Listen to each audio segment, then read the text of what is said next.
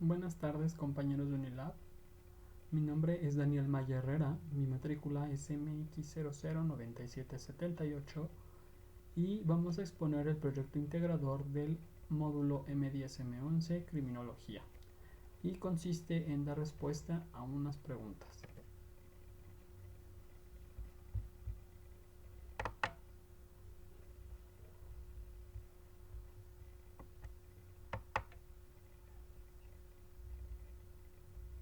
La primera dice: ahora que conoces el significado exacto de criminología, ¿consideras que esta ciencia se lleva a cabo de manera correcta por la sociedad? Mi respuesta es no. ¿Por qué? Porque como sociedad no conocemos completamente los términos, las referencias ni los objetos de estudio de la criminología. Es decir, si a nosotros se nos abordara el concepto de criminología, lo primero que nosotros vamos a poder definir o entender es el concepto de criminal. Entonces nosotros lo vamos a asociar directamente con delitos como un homicidio. Entonces, como tal y como yo lo entiendo, nosotros como sociedad no considero que llevemos de una manera adecuada ese concepto de criminología. No conocemos ese trasfondo. ¿Queda claro cuál es su función? Ahora que ya estudié un poco sobre la criminología, sí queda clara cuál es su función, que es la de encontrar y analizar las causas que hay detrás del crimen. Es decir, qué es lo que lleva a una persona a cometer ese crimen y cómo se le puede ayudar. Eso es parte de lo que son sus funciones de la criminología. ¿De qué manera definirías la relación que tiene la criminología con la herencia familiar? Bueno, desde mi punto de vista, la relación de la criminología con la herencia familiar sería nula. Desde el sentido genético, tal como se vio en clases, no existe un gen criminal que pudiera heredarse. Entonces, ¿cuál es la opinión acerca de esta conexión? Pues que no hay forma de heredar un gen criminal. Sin embargo, sí hay mucha influencia en el carácter, la educación y la ética con la que nos crían nuestros padres. Asimismo, podemos crecer influenciados por el entorno en el que vivimos y que a partir de ahí se desarrollen conductas de bien o violentas. Entonces, como tal, la herencia familiar no sería como un gran factor en el sentido genético, pero sí en el sentido de la educación que esa familia nos da al momento de desarrollar nuestras habilidades y nuestras aptitudes. ¿Qué factores considerarías que afectan de manera directa para que un lugar tenga mayor índice criminal? Como lo vimos en clase y como yo lo comprendí, yo puedo determinar que existen tanto factores internos como externos. En los internos, pues yo digo, un lugar que tiene mayor índice criminal, pues podemos no nada más referirnos a un ambiente o una zona, sino también a la influencia de la gente que radica en ese espacio geográfico. Es decir, una colonia, como en estudios que se han realizado en la Ciudad de México, que hay colonias que son o denominadas peligrosas, entonces ese puede ser un factor que contribuya. No generaliza, pero sí contribuye esa parte como factor interno.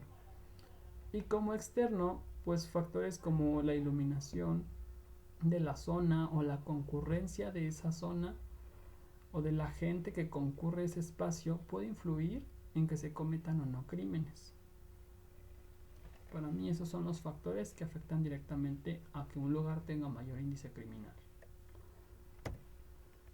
¿Cuál es mi opinión acerca de que los criminales también tengan acceso a los derechos humanos? ¿Y crees que es justo considerando que realizaron un acto indebido o ilegal? Bueno, pues en este sentido para mí es complicado opinar en materia de derechos humanos porque hoy en día se vela por el cumplimiento de nuestros derechos y de la igualdad de género. Sin embargo, yo considero que debería someterse a un análisis la supresión de algunos derechos humanos, pues aquí quien comete un crimen también violenta los derechos de alguien más. Entonces no es como tal eliminarle los derechos humanos a una persona, pero sí hay ciertos derechos humanos que se le podrían suprimir para poder ejercer el peso de la ley que le corresponda. Aquí como ejemplo pues puse que solo deberían de tener como tal derecho a ser escuchados por la autoridad, a un juicio justo y evitar en todo momento pues castigos mortales o de tortura. Que esos serían los derechos humanos que no deberían de violentársele a un criminal, ¿no? Sin embargo, pues no totalmente erradicarle sus derechos humanos. Ahora, ¿consideras correctas las teorías en las que se menciona que en ciertas situaciones la víctima suele ser quien es culpable de la violencia? Sí considero que son correctas esas teorías. Podemos verlo desde un punto de vista analítico, porque estudiamos las causas que llevan a una persona a cometer un acto delictivo.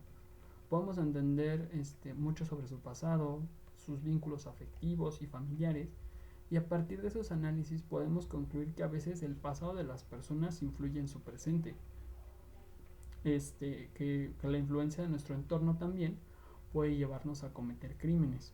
Un ejemplo en este sentido puede ser un varón que sufre de abuso sexual en su infancia y por miedos nunca hace una denuncia.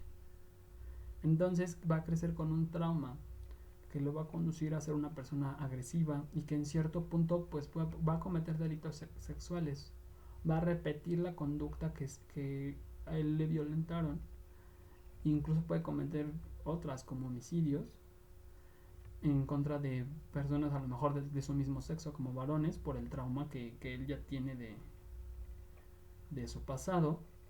Y pues aquí podemos ver que la persona comete crímenes teniendo víctimas y que también él en algún momento de su vida lo fue. Entonces para mí esa sería esa relación, que el culpable de la violencia también puede ser víctima. ¿Y cómo definirías al sistema legal en tu estado? Bueno, esto va mi opinión, esta pregunta va de la mano con la parte de la otra pregunta que hablaba sobre los derechos humanos. Yo no me siento conforme con el sistema legal de mi país porque aunque tenemos un excelente compendio de leyes y normas que protegen nuestros derechos y nos dan obligaciones, creo que hoy en día tenemos como tal, yo lo puedo definir como una manía por la protección de los derechos humanos y la equidad de género. Eso en algún momento yo siento que nos quita como conciencia.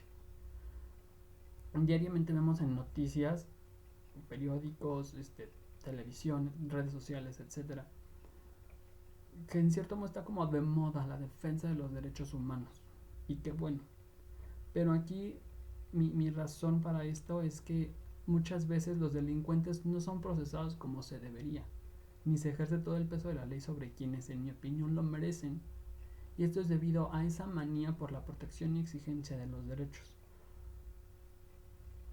Y aquí es esto, si en cierto modo todos debemos gozar de las garantías de nuestra Constitución y los tratados internacionales, a veces se defiende tanto una causa o se le defiende tanto a una persona que se está dejando en estado de indefensión a otra.